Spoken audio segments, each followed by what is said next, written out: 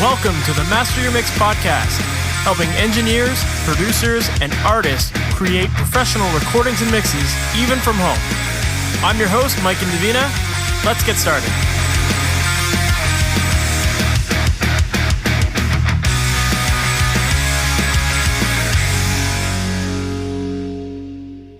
Hey, welcome to the MasterYourMix podcast. My name is Mike Davina, and thank you so much for joining me here today. My guest today is Josh Newell, who is a Los Angeles-based engineer who has mixed and produced for a wide range of artists, including Linkin Park, Intronaut, Nas, Avril Lavigne, Celine Dion P.O.D, and a whole bunch more. And Josh is really well known for his Pro Tools skills and being able to navigate through the software really quickly. And this is really important because you want to make sure that you're providing the best experience for your artists and that they're not having to wait for you to get the system up and running. Instead, by working fast, it makes your customers happy, makes your artists happy, and as a result, you'll get better quality recordings. So in this episode, we go into a lot of detail about mastering your DAW, working smart, working fast, and we also get into the topic of editing and what kind of things you should be doing with your tracks in order to make sure that you get the cleanest sound possible and that you make the editing process really smooth. So inside of this episode, Josh drops a lot of great pieces of advice here. So let's just jump right into the episode. This is my interview with Josh Newell. Josh Newell, thank you so much for being on the MasterYourMix podcast. How you doing, man? I'm good, man. Thank you for having me on. No problem. For people who might not be familiar with who you are and your story and how you got into this, can you give us a little bit of that background? Yeah. How in depth do you want? I'm a LA-based engineer producer. As you want to go. Okay, I'm an LA-based engineer producer, originally from Tennessee. Never actually worked in Nashville because when I graduated school back in Tennessee, that meant Nashville meant doing country, and I was like, I'm going to move to LA with my metal band that I would like the thing you always want to do when you're 14. So started working in like an internship and got into a studio and just kind of worked my way up to the freelance life. That's awesome. And so these days, like when I looked at your website, one of the things that caught my attention was that it seems like you have a lot of credits as a Pro Tools engineer. And I'm curious to dive deeper into that today, just because I feel like it seems like something that is pretty specialized. And I'm curious how you got into that role. Sure. My website really needs updating now that we're talking about it. The way I kind of got into that, so I bounced around a couple of studios in an internship when I first moved to LA, and then ended up at this place called NRG Studios. So I got to LA in 2001, and Mix Magazine used to just put out a directory of studios. So I just went through all these studios, went to all their websites, like, all right, this is A tier, B tier, C tier, and I just made up a bunch of resumes, and I drove to every studio possible and just handed them off. So NRG offered me a job. It was part-time, and this other place offered me a job that was full-time, and I really kind of needed the full-time job. So I went with that. It's like this hip hop pop place. Dave Pensado mixed there a lot. It's not around anymore. The place is called the Enterprise, and it just didn't feel like a fit for me. And I kind of lucked out that the receptionist at the Enterprise was best friends with the receptionist at NRG. So one day they're like, "Oh, whoever they hired at NRG didn't work out," and I was like, "Oh, I'm gonna slip my resume back over." So they hired me, and the thing with NRG at the time, they were really early adopters of Pro Tools. They actually had a LAN network with studio drives in the studio, everything backed up. Like it was really kind of ahead of the curve. And so you get in there and you kind of like the things you would learn, like the upside of the studio is you could do all this downtime stuff. So we, everyone that worked there would do that. Like, I had a band, I'd record all my friends' bands. And then one of the early ways in was to be a Pro Tools editor. So we all started like, bugging engineers that come up through the studio, like, how do you edit drums? How do you tune vocals? And you kind of learn how to do that. So yeah, I just got doing that, and then I happened to be working with Linkin Park a number of years in, and I was the assistant, and they were like, "Hey, can you edit drums?" So I was like, "Yeah, I can edit drums," and they sent me off to like an edit rig, and I chopped all these drums. They're like, "Oh, okay, cool," and kept working, and then they're like, "Hey, can you tune vocals?" I was like, "Yeah, I can tune vocals," and so I did that, and it turned into like, "All right, well, you're our assistant, but you're gonna be the Pro Tools editor on the record now." So that kind of snowballed, and I just worked with them a whole lot, so that's why I have a whole lot of credits with them. I mean, there was a staff on that one. We kind of engineer Pro Tools editor, but once you start doing that stuff, you start kind of getting known for it as well. Or if you know a bunch of engineers, they're like, "Hey, I'm working on this project and we're doing drums really fast. Can I send stuff to you to edit?" It's something that's really easy to do remote, so it's a good thing to get into. Gotcha. So is that more like what exactly does that role entail then, as being the Pro Tools engineer? Is that like it's just running the sessions, editing the sessions on the fly kind of thing, or like what does that role really entail? Yeah, that's a lot of it. And it kind of depends on the project. Like a lot of those projects where it says Pro Tools editor, it also says engineer because you're kind of doing both. If you get a big client, like when I was doing Avril Lavigne, there were 2 engineers and we would just take turns. Like, oh, I'll record today and you do the editing. And it's a lot of, you're layering a ton of takes. And a lot of times there's just temporary auto-tune going on vocal stacks. And at some point you need to go in and commit that because it's got to go to Chris Lord-Alge and he doesn't want you sending over like 24 tracks with auto-tune running auto. So it's a lot of that. It's tuning, it's comping, cleaning up clicks and pops, just like looking for all that errant kind of BS that can get in a session as you're working fast. And that's a lot of it. Sometimes if you're on a project like with Linkin Park where there's 6 guys in the band and everybody's working on a song at once, then you're the dude that puts it back together. So that's a lot of it. It's really kind of like an organizational thing as well as being musical with editing. For sure. That's interesting. And I feel like now that I know that you did both the assistant engineering, you weren't just like just sitting on Pro Tools the whole time. It makes sense to me that you would do both because I feel like that's what everyone does these days. Everyone's kind of taking on multiple roles. And I was curious to know if there were other engineers and you were just doing the Pro Tools thing. And when you are in a situation like that, like, are you operating off of your own sessions that you're creating, or are you working off of someone else's templates? Like, how does that role typically look like? It kind of depends. It kind of depends on the project. A lot of days, if you're the engineer, you kind of have like a Pro Tools list to do at the end of the day. Or the thing I try to do with projects is, I'm just going to talk about everything in the concept of Pro Tools because that's just what we work in. For sure. Just do a save session and then, we track the guitars. So song idea 1.2 guitars, and then song idea 1.3 guitars edited or something like that. Like, so you're always operating within the session, but it's a kind of a non-destructive way of working on it. You got session file backups and all that, but that was definitely an approach, especially on projects where there's, multiple rooms, multiple engineers. A lot of those big pop projects, you do end up with 3 or 4 engineers and maybe 5 or 6 rooms going at once. Yeah, that's awesome. It's crazy because I feel like there's a lot of coordinating, and I think there's probably got to be a lot of like systemizing the process as well. So everyone is kind of operating the same way, right? Yeah, there's usually a guy at some point. Like I was on a Puff Daddy record and we had, I think, 6 rooms at once and 3 or 4 engineers. And there's the one guy is in charge of all the backups and getting everything together. And I've been that guy on other projects, and that's a little more data entry than engineering. But yeah, it really requires you kind of being on top of things. Yeah, for sure. Would you say that someone who's interested in like diving deeper with like the Pro Tools side of it, is it important to be like Pro Tools certified? Does that matter at all these days? Well, for what it's worth, I'm not Pro Tools certified. When I went to recording school I graduated in 2001. Pro Tools was still pretty new.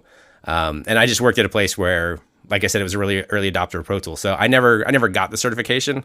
And I know a lot of people that are really surprised by that, but I also, I don't know a lot of professionals that got certified. But then again, I know a lot of people have just been doing it for a while and certification wasn't a thing. So Yeah.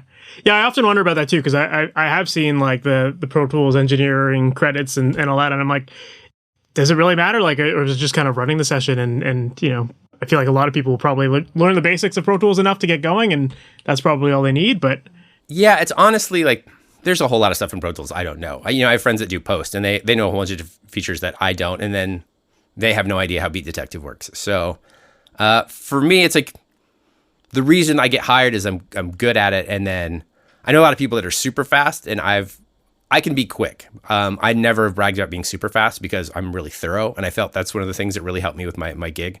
But it's handy to know quick keys and stuff. But I've had assistants who are like, "Oh, I'm Pro Tools certified," and you kind of ask them to do it, and just knowing it doesn't mean you can do it quickly. Like there's kind of theoretical. Like I have a lot of music theory knowledge still from college, but I'm like sitting down and actually like, oh yeah, these are the notes in a C mixolydian. Like it's not under my fingers anymore because I don't play that much. So that's kind of feel like about Pro Tools certification. Like it's great if you can get it, you learn a lot, but you still have to have it under your fingers for it to be practical. For sure. Yeah, you just said something that was really interesting. You were talking about the idea of being thorough versus like being really fast at it, and there's got to be that like kind of middle ground where you're fast enough to work for the session and to help the engineers or to help the producers and the band get stuff done in time, but you obviously have to be doing the job properly and be thorough about it, right? So as far as like speed goes, What kind of tips do you have for someone who's trying to learn to get faster at their DAW and navigate through their software? I mean, learn your quick keys, and then you just kind of learn. Like I have a drum editing technique that, the crossfade I use, and then the buffer, or I'm sorry, the pre-cut buffer. If I do that 90% of the time, it sounds fine, and then I can listen through. It's really just important to listen, and a lot of it's just accumulating tricks after doing it for years. Like I know where to stick what kind of fade on, say, like a long cymbal hit. Yeah, I mean, that's a lot of it. Like if you can operate at a quick enough speed that you're not bogging anybody down and you're doing a great job, then they're happy usually. And sometimes it is about just speed, and I have to, I can't be quite as thorough, and that's just life. It's a lot of like learning how to read the room. If you're getting hired because they really want you to be a good editor and it's transparent, great. If they just want you to get through it fast, get through it fast. Yeah. What about like things like key commands or macros? Like, are you utilizing any of those in your process? I'm not actually want to get into that a little bit. I don't know. I've been really lucky to be on these like giant big budget records where you kind of have time to do things, or there's two of you, like one of you engineers and the other one just edits all day, and as long as it's done, it's done. That's just like how to word this. I'm not a control freak, but I'm really, really thorough. Like I have trouble outsourcing work sometimes because I have trouble finding people that do it as thorough as I do. So for me, for the most part, getting through quick keys or just kind of importing session data or having some presets saved usually gets me through a lot of what I'm doing. Yeah, that's interesting. It's interesting that you said that you have a hard time outsourcing, because I feel like a lot of people struggle with that, right? It's like once you've learned your workflow and your systems, it's like you're the best at it. So like it's hard to give that power up to someone else, right? I'm assuming you have done it at some point. You've probably given the role over to some people to help you with editing or that kind of thing, right? Oh, yeah, absolutely. I have people I like. I mean, even for a while, I was doing some kind of supplementing slow periods of work of just doing kick samples and cleaning up drums for other mixers.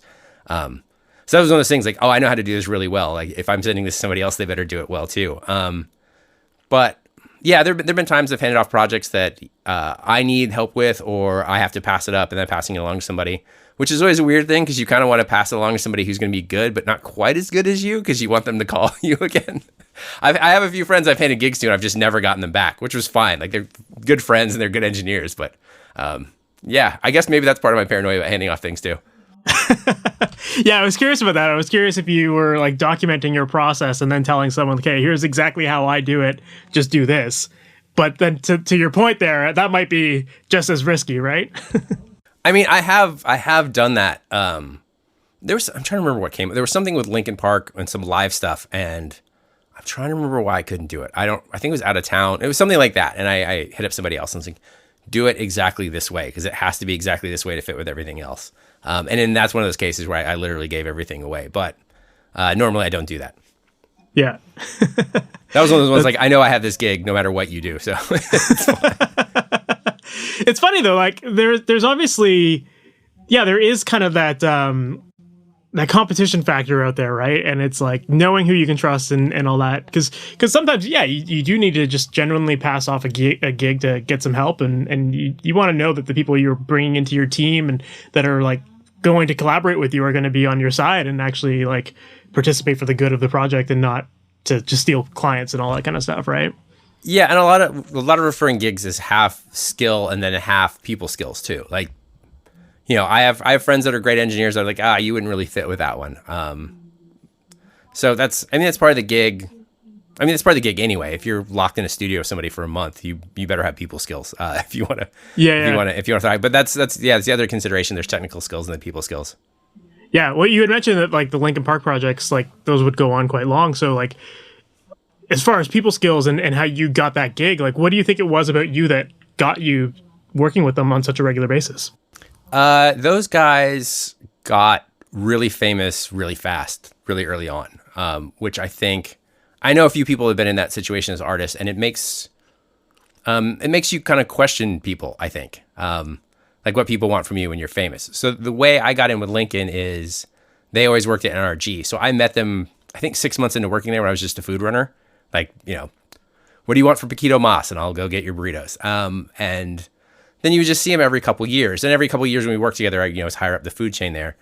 So one of the guys in the band actually told me, he's like, I kind of gave you a shot at this because you never really messed up before. Like, we've known you a long time, and you're always good about food orders. You're always good assistant. So we figured, if you said you could edit drums, you must be able to edit drums. And if you don't, we'll hire somebody. So there was that. And for me, part of working with Linkin, like, I just became one of their guys because they were comfortable with me. They'd known me a long time. They knew I was respectful. Like, there's that. Like, you just click into the room. But then they also, like, they need to feel comfortable around you, but they also need to trust you because they have, like, massive security teams. Because some of those guys had crazy stalkers and stuff like that. Like, they just, I don't know. It's like, you need to be good at what you're doing, but you also need to be reliable. And yeah, it's a lot of learn to read the room, like learn when to shut up and be out of the way. And then other times, like, learn when you need to kind of lighten the mood. I think that's one of the harder parts, is like, you can't really teach people skills. It's true.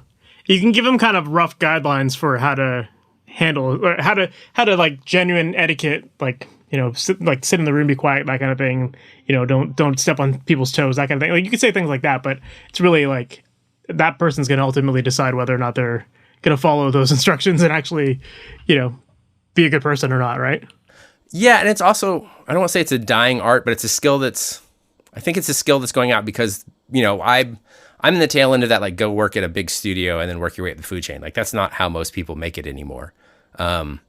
And yeah, I think this is not me pining for the old days. I think with, when you were recording onto tape and stuff like that, the assistant really had to be on top of everything. And when you're losing a lot of outboard gear, we used to have to document, all the settings and stuff. And as everything's moved digital, the assistant is less involved, and it's kind of made for a detachment. Like, I've had some assistants that were just really bad assistants, really bad.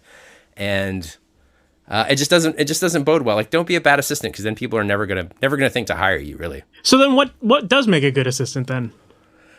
We had this assistant. We started this Linkin Park record years ago. I don't remember which one this was. And when we first started, the assistant just didn't know a lot of stuff. But the thing was, he didn't have to have a lot of technical expertise, because we already had 2 engineers. But he picked it up as he went. I think that's a lot of it. Like, someone that's willing to learn, even if they're not great, but being attentive, like, just little things, like staying.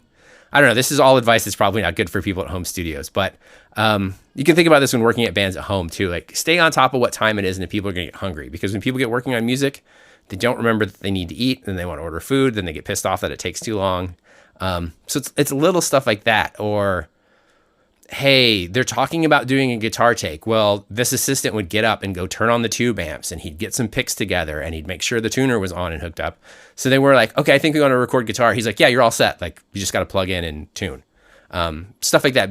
Just reading where the situation is going and being set up for that in advance. If they're talking about, oh, maybe we should try some vocals on it'd be cool if we did vocals on SM58 and you could sing. Like, go get the 58, hook it up, have it ready to go, things like that, so that people aren't waiting around. Basically, do everything you can to not impede the creative process. Yeah, I like that. That's a great way of putting it. Yeah, it's just being really proactive and actually having everyone's interest at heart and just making the process as easy as you can. And I love the example you said there, but like, thinking about getting guitar takes ready, like, okay, warm up the amp and that kind of stuff. Like, that still does apply in a home studio, because you could be recording a bass player and then being like, okay, we got a guitar coming up. Like, let's just get this part ready to go. Like, and some people do. Like, there are sometimes assistants in a home studio environment as well. Like, maybe it is the band, right? But it's a little different, I guess, when you're doing a home studio thing versus working at a big studio like NRG, right?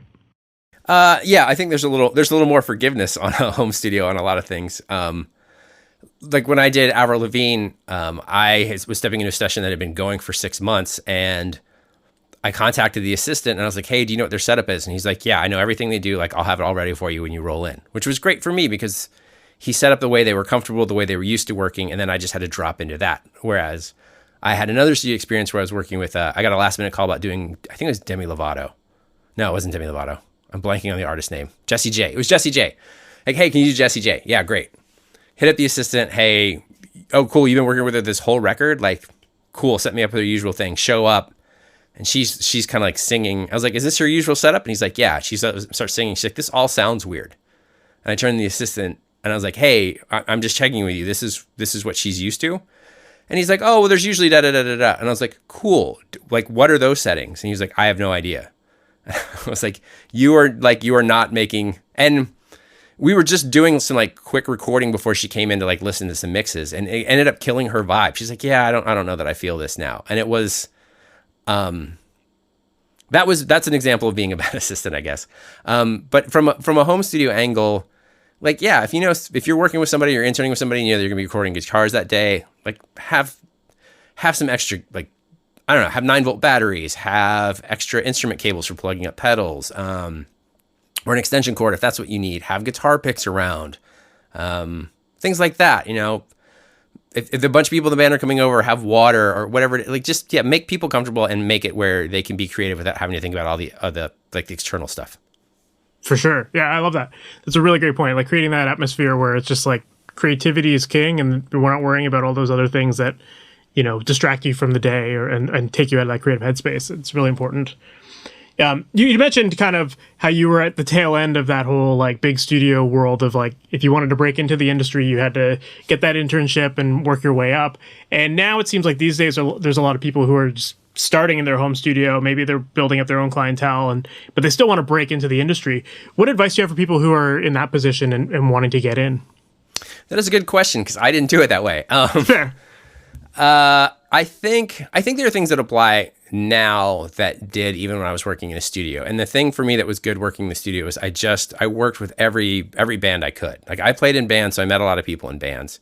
And then they'd be like, "Oh, your demo's good. Who did it?" "Well, I did it. Like come record with me. Like I won't charge you, but buy me dinner," or something like that. I, at least at the time, had like a multi-million-dollar studio. I don't think you can be like, "Come work with me and buy me dinner at a home studio," but just offering to work with people, because that's the only way you're going to get better. You have to train your ears, and the only way to really train your ears is to just keep doing it. And the only way you learn to solve these problems is to just have those problems and kind of power your way through.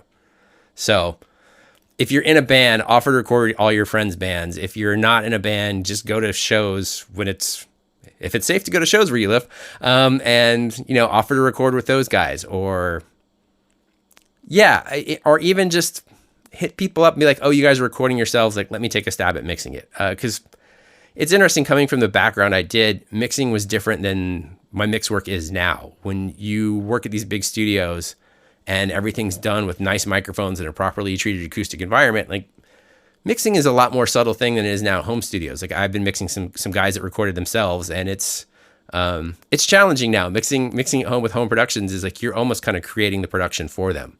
So there's a lot of that. Like find some people that recorded themselves and did their own demo and it sounds really rough, and then see if you can't make it sound more like whatever big band they're hoping to emulate. That's interesting. Like, so what would you say are the biggest differences in that home studio world versus the big studio, and the results or the tracks that you would get to mix?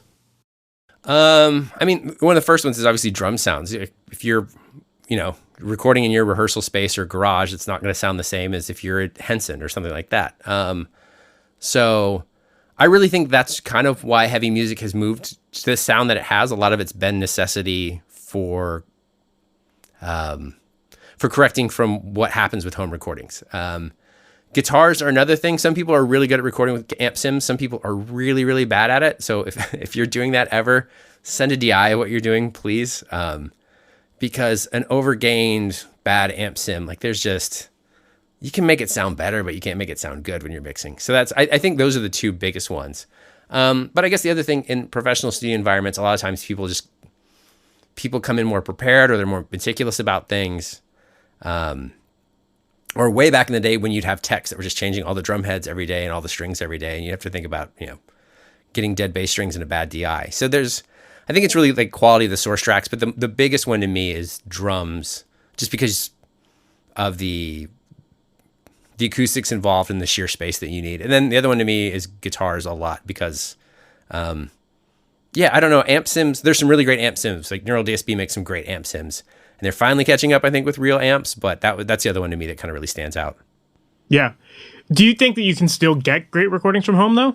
Oh, yeah, absolutely. I mean, you've always been able to do it. If you go way back, Failure's fantastic Planet record from 95, and you find out like, oh, they did that on a Mackie at a house. It's doable. Obviously, like, remember a few years ago, and like, oh, the Foo Fighters recorded at home, and then you look at it and like, oh yeah, well, they have an API and like a Studer, and but yeah, it's totally possible to do good home recordings, and there are people that are really good at it, and a lot of it's just really practicing and training your ears to be good at it. And then the upside of recording yourself at home is time is on your side in that regard. You're not up against the clock for studio billing. Yeah, I think miking obviously has a lot to do with it, and if you're good with your miking and you do take care of those little details like you mentioned of like changing the drum skins and maintaining your instruments and doing all of that stuff properly, like then that's going to help you get much better results in the end. But there are obviously the limiting factors like the ambience of the room and all that kind of stuff that do come into play as well, right? Yeah, absolutely. And that's one of the things that we've kind of learned to compensate for when mixing home projects these days is compensating for, creating a fake drum room or things like that. You've mentioned a lot of different artists that you've worked with that have ranged from a lot of different styles of music. You've mentioned doing things in the metal world, doing pop world, hip hop, all that kind of stuff. How important is it to you to diversify the styles of music that you work within? That to me, I don't think it was super important early on, and I really didn't think about it in college. But in college, like I was working with the jazz ensembles, or you'd work with, this is late 90s, early 2000s, so a lot of good college alternative rock bands. I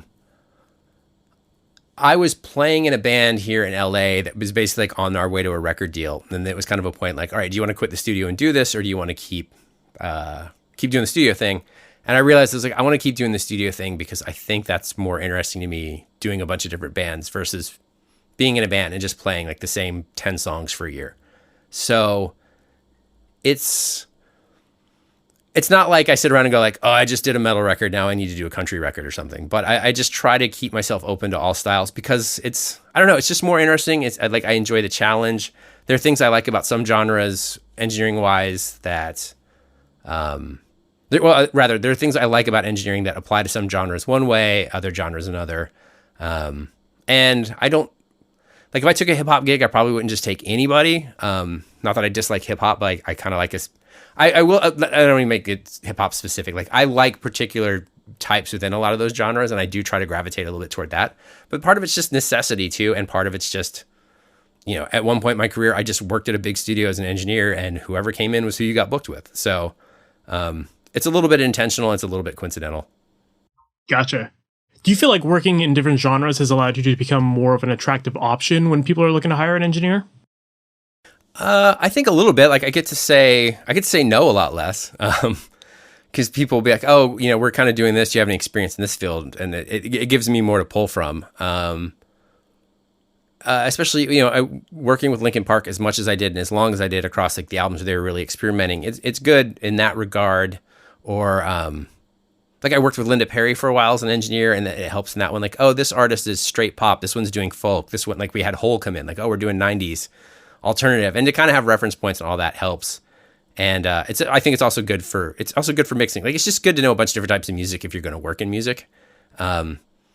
Because like some of the stuff I've mixed this year, I mixed like a black metal band that wanted to sound like Amon Amarth or Arch Enemy, and then the next project was a band that was kind of this spacey post rock thing, and then I just did a band that intentionally sounded like the Melvins. And so it's good to like, oh, I know your reference point. I know what that needs to sound like, because it is very drastically different. Yeah, that's kind of how I thought it would be too. Like having those different genres that you've worked in, you kind of pick up different skills for different genres.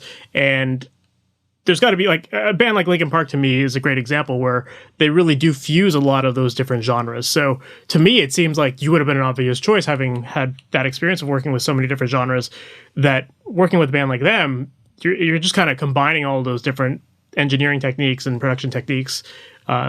Would you agree with that?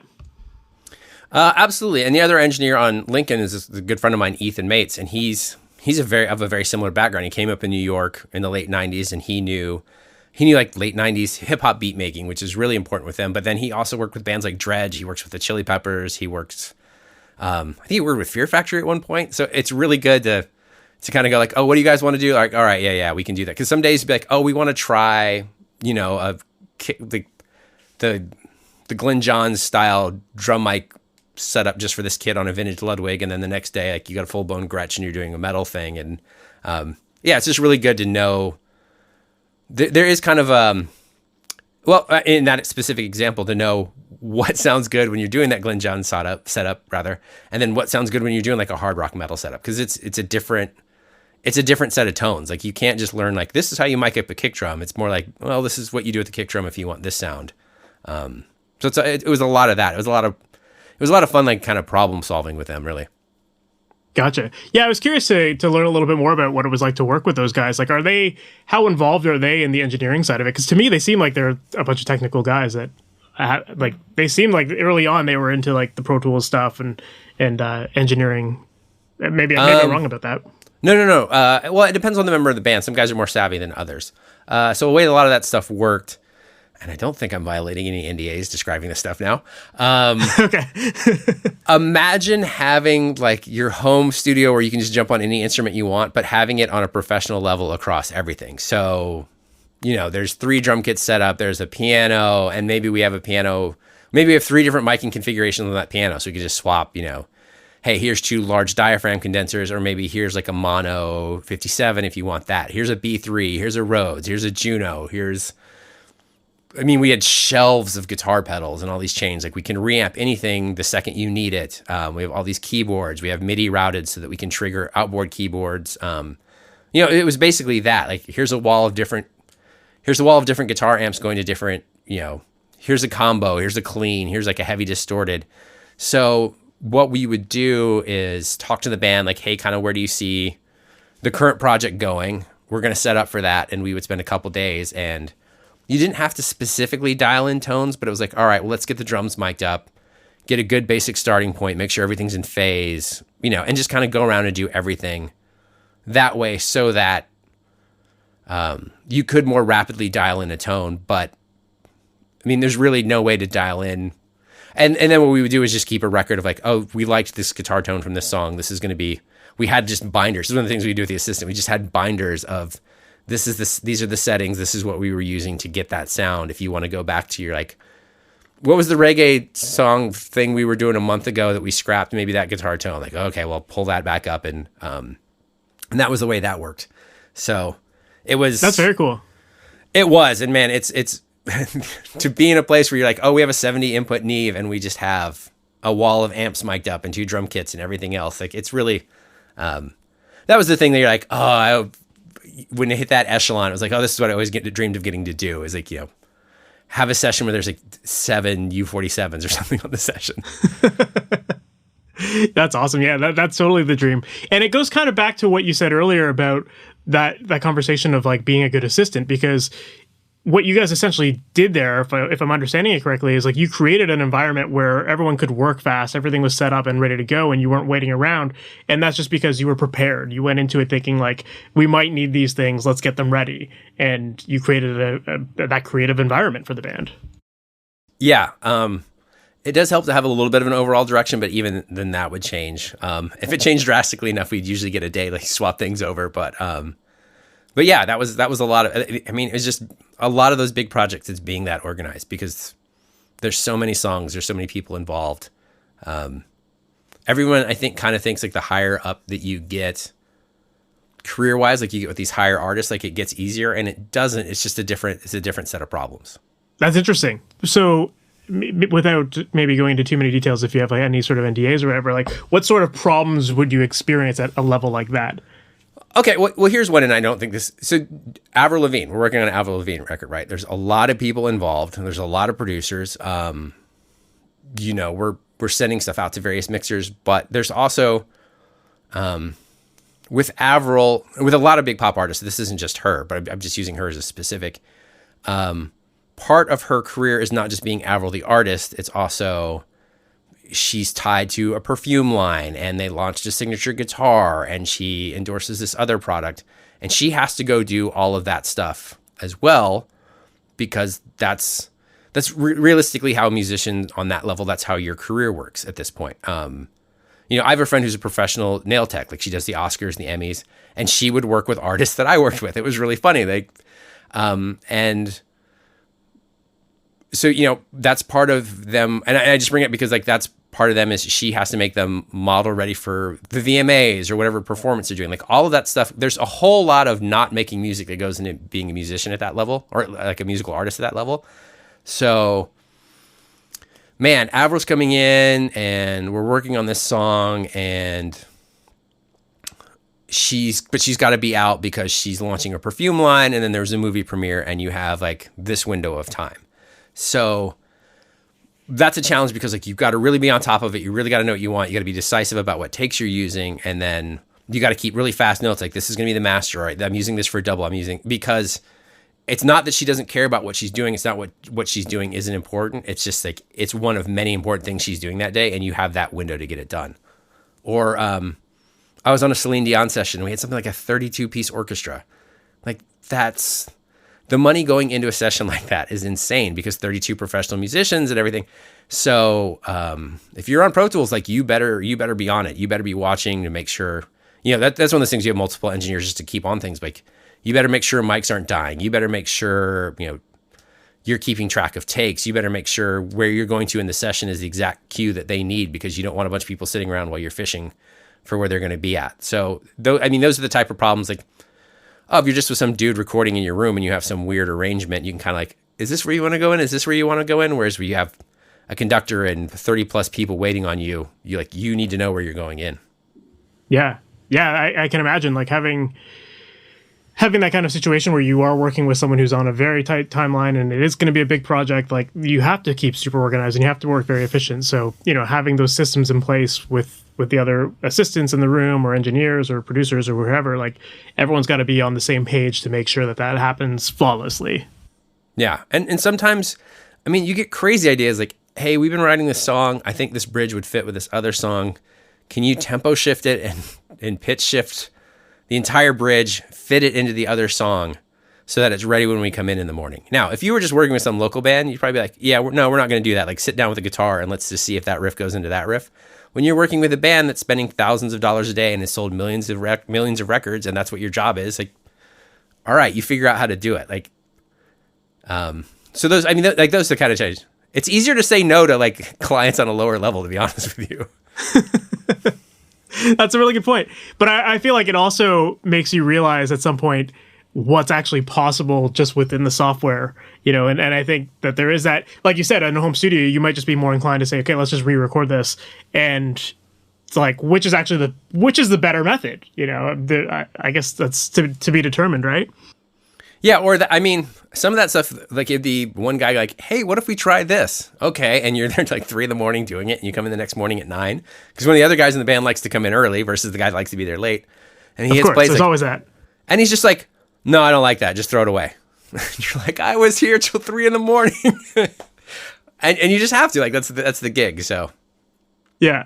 Well, I guess that, that just says a lot too about the passion that you put into the work you do, and the determination to do your best job at all times, and to work your way in. You kind of have to do that, and especially in those earlier days of, and they still do exist, but like when those big studio in that big studio world where you're the assistant trying to work your way up, it's like you do have to sometimes put in that time and begrudgingly do the work sometimes to just get it done, and hopefully that's something that's usable. There were a number of guys that came through NRG that just, they ended up well, do you know who Elvis Basquet is? Engineer, producer guy. Who is it, sorry? Elvis Basquet works with like... the last name sounds familiar, yeah. Done Seven Dust, Tremonti, a lot of stuff like that. Okay. He was just, like, he was an assistant engineer at NRG, and let me think. I can't remember. I think he was on Incubus. I think it was Incubus's Make Yourself is the record. Like, somebody got fired, he got bumped up to engineering, and that's where it went. And that's how things used to work. So circling way back to your, like, how do you get into it question, working from home, because you don't have that opportunity working from home. That's why I'm hesitant to give advice. Like, I just kind of came from not a different planet, but just a different time. So one last thing that I wanted to ask you about was editing, and you had talked about editing while you were Pro Tools engineering, and that was a big part of it. Are you typically editing as you're working on the recordings? Like, are you doing it between takes, or do you normally have a process where you record all your takes and then you edit later? What does that workflow normally look like for you? Well, in the interest of being flexible, I kind of go with whatever works for the session. Ideally for me, I do like to comp as I'm working, and then I'll worry about smoothing it out later. But it does depend on who you're working with. A lot of times what I'll do is, say I'm tracking a drummer. We'll do drums. I'll keep notes on a notepad while I'm recording. And then when we get done, I'll throw together a really quick comp, make sure there's no weird, like, two kicks flamming at the punch or whatever, just a quick thing. Listen through it with the drummer or whoever I'm doing the take with to make sure they're happy with it. And then I'll move on. Like, oh, hey, I don't like that fill. And then I'll move on. And then at the end of the day, I'll program in enough time to, like, okay, and now I will edit your drums and make that work. But sometimes it depends on the project. Sometimes you're not tracking drums first, and you can, you got programmed drums and you can keep working with programmed drums and you just get around to editing the drums when you can. Other times it's one of those bands where you're doing it the traditional way, like we're doing drums first and you're like, all right, well, I have to edit the drums so we can keep moving forward. So I feel with all things music and recording, there's almost like you can't deal in absolutes. There are absolutes, like get your mics in phase, things like that. But in trying to be flexible and work with as many artists and as many people as possible, I have my preferred ways of doing things, but then I've always found it's best to just whomever you're working with wants to do it. That's the way to go. Yeah, I guess it also depends on like the amount of time you have to work on that project and all that kind of stuff too. Absolutely. Like I've done things like, hey, here's a quick drum edit. This is in time. I will smooth it out later. Yeah, that makes sense. Sometimes you just need to do that. That's all you've got the time for. If someone goes out for lunch, maybe you can sneak in a quick edit or something like that, right? Exactly. Yeah. And when it comes to editing drums and using things like Beat Detective, do you have any tips at all for people who are editing in that? Depending on what you're doing, I do. My ideal is I go with the kick in and the snare top, and that's how I grid everything. Like I really locked those tight. I find toms can get really robotic if you just try to hard lock those. So what I'll do is kicks and snares, and then I'll go through and listen to tom fills. If a kick and a snare are flamming together, that you kind of have to, a lot of times you just talk to who you're working with, and some people be like, I want you to go with the kick, I want you to go with the snare. But I'll then, after all that's gridded, I'll go through and listen to toms, like, okay, this whole tom fill started late, and then kind of nudge, like toms I usually do by ear. Just, I don't know, there's something really distracting to me when I hear a perfect tom roll. So, that's one of those things I try to keep feel, or even hi-hats. Like some drummers, the timing's really bad and you have to go through and like chop the hi-hat and grid it. But for me to try to keep things from sounding robotic, I try to let hi-hats and toms be what they are. Unless it's, someone's way ahead on the hi-hat and then the snare is really late and it just feels weird, I'll pull it together. So kick, snare, absolute, and then toms and hi-hat to taste. Gotcha. But obviously moving the whole kit at the same time. And then always give yourself, if you're using Beat Detective, use the trigger pad. Like make sure it's chopping before the transit. It's going to make your life way easier. For sure. Do you have a set amount of time that you like to use? I think my usual go-to is about 4 milliseconds. I actually do mine a little long, but yeah. Hey, if it's been working. It's been working for me lately. Yeah, that's all that matters, right? Yeah. It's interesting you said about the tom thing, because I agree with you. It's like drummers do tend to rush through their toms just because it's like the motion of like being quick between your whole kit. So it is interesting to think about it that way of like, if you lock it in 100%, that it can make it sound a little too mechanical. Yeah. And I don't really like elastic audio for drums. There's just too many mics to the face. Like if you had a loop, sure, elastic audio, but, if you're doing a full kit, like it just starts getting weird if you're stretching across, 12 plus mics. I will sometimes use it on tom fills if I'm really kind of like needing to make something work, because usually there's a big tom fill like that. I know when it's getting mixed, the tom fills is what's going to be kind of really in focus, and you can kind of get away with it a little bit as long as the tom sounds good. But yeah, kick, snare. And I actually, when I edit drums too, I also bring the overheads and the rooms up a bit, just because, I don't know, it really bugs me when I can hear drum edits in the overheads and the room mics. So, hi-hats, or I'm sorry, not hi-hats, overheads I try to get as clean as possible. Rooms you sometimes have to let go a little bit just for the sake of, keeping yourself sane. For sure. And sometimes the room tracks can actually hide some of those edits a little bit more as well. Yeah, absolutely. Yeah. And what about guitars? Do you have any tips for editing guitars fast? I always, even when I have no intention of reamping something, I always have guitarists use a DI, because you're getting some, I work with a lot of heavy bands, and the waveform, drums, you can kind of tab to a transient or like see where you're going. guitars, like you get a heavy guitar, like it's just that gnarly waveform. So if I have transients if I have a DI track, I can see the transient from where the pick is. And so that's kind of my thing is group my guitar track with that DI and then kind of use the DI as the guide. I don't, it's funny because I know Linkin is kind of part of those bands that started the really hard editing as far as hard rock goes, because they're using loops and you just need it to be tight. But I think a lot of people will be surprised at how not, like I know a lot of heavy music nowadays, people are just like slamming everything on a grid. I think people would be surprised how much we really weren't doing that and how much of it really was by ear. I always try to go in big chunks, like, all right, this, listen through this chorus, the guitar with the drums. Does this feel good? What doesn't feel good? Nudge that, instead of like, a friend of mine jokingly said it's engineering, not engine eyeing. So, try to not overly look at the DI and just go with what feels good. Yeah, for sure. And I guess, that says a lot about the guitarist to begin with. Like, you have to have someone that can actually play tight to that stuff as well, right? Yeah. And also, I think if you're editing as you go, then it's easier to tell if something is on the grid. Whereas if you record everything and then edit it all later, then you kind of don't really know where that grid really was, other than just that click track that you were listening to in the tracking, right? Yeah, I'm a real stickler for good performance on the front end. Like I would rather make you record it over and over and over again versus just edit it. I hate when people are like, it's probably good enough to edit, right? Like, no, come on, man, value my time. Like, I'm not sitting here going like, that's probably a good enough sound for with some samples and EQing. Like, respect my craft. If you're having trouble with something, sure, let's edit it, but like, don't make editing your crutch. Don't make it like we're gonna blast through all these guitars in an hour and then I'll just edit it, because, yeah, that just, I don't know. It feels unnatural, and it just, to me, like, I don't, for someone who does Pro Tools editing, it's not my favorite thing. Like, it's not the creative process that I like. Yeah, for sure. Well, hey, when you work with a good musician, it makes your whole job that much easier, right? So, like, why not just get it done right? And that saves everyone trouble down the road, right?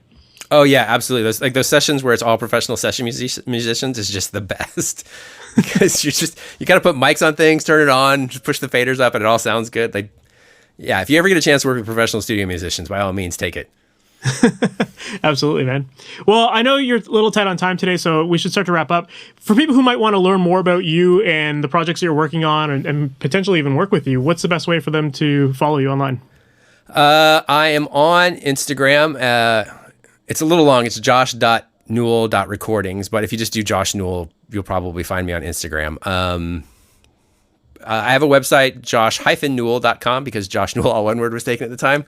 It hasn't been updated in, 4 years. I'll get around to that. But I have a list of things to update it with. I just haven't done the update. But it's got a contact page, so you can email me there. So yeah, either one, social media, or you can do it there. I don't really have a Facebook presence. So those are kind of the two ideal ways to get a hold of me and see what I'm working on. Awesome. And lastly, are there any cool projects that you're working on right now that you might be able to talk about? I have a couple in the pipeline. I've actually been on leave because we just had a kid, so I've not been working. Congrats.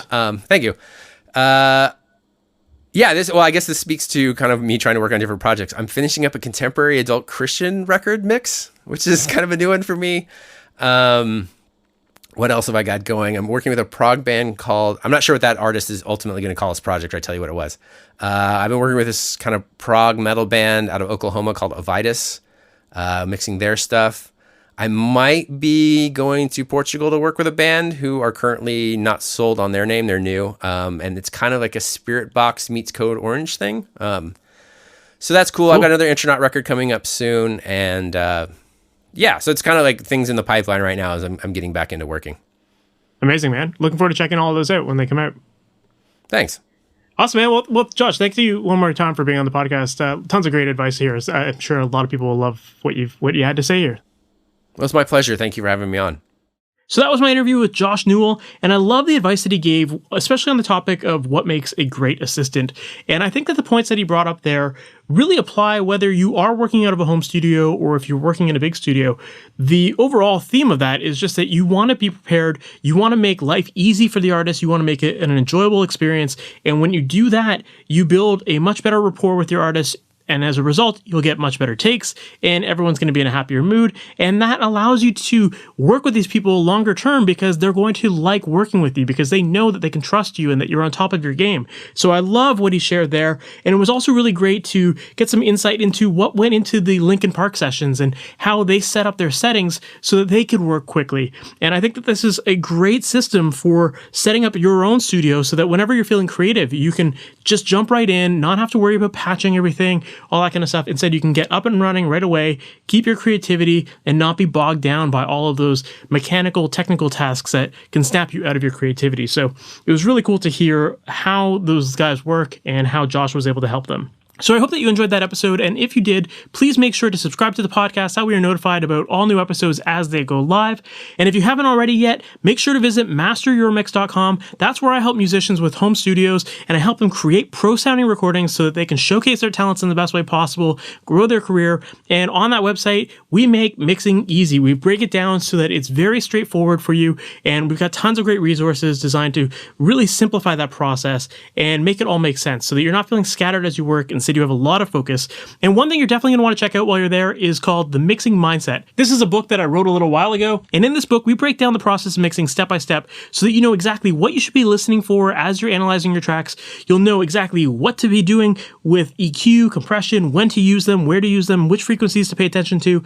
And the idea is to give you a straightforward process to follow so that you're not feeling overwhelmed. Instead, it's really simple, and I make it very clear so that you can keep your focus and make better sounding music in less time. So once again, that book is called The Mixing Mindset, and it's available at MasterYourMix.com. So I hope that you enjoyed that episode, and that's it for this episode. I'll talk to you in the next one. Take care. Thanks for listening to the Master Your Mix podcast. To have your questions answered, submit your questions to questions@MasterYourMix.com. Please go to iTunes and subscribe and leave a review. And for more information on how you can improve your mixes, visit MasterYourMix.com.